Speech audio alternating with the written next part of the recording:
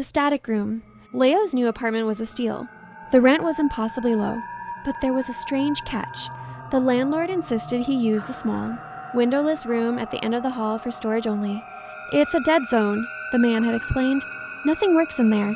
Leo, needing a place to live, agreed without a second thought. He soon discovered the truth of the landlord's words. The moment he stepped inside the room, his phone would lose signal, his radio would fill with a deafening static, and even his watch would stop ticking. It was a space utterly disconnected from the outside world.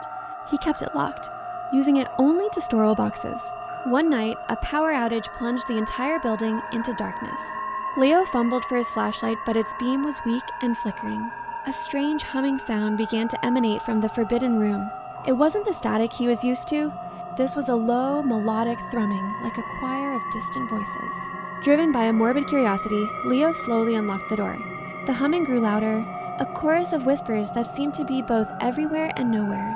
He shone his flashlight into the room. Nothing seemed out of place, just his dusty boxes.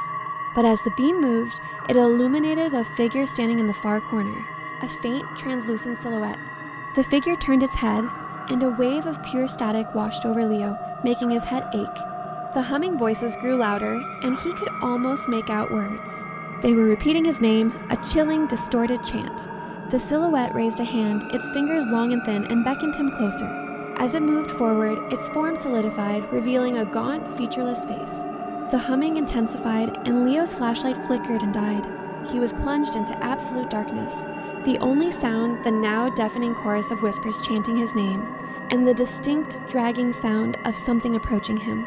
He knew, with a horrifying certainty, that the room wasn't a dead zone, it was a receiver, and he had just answered its call.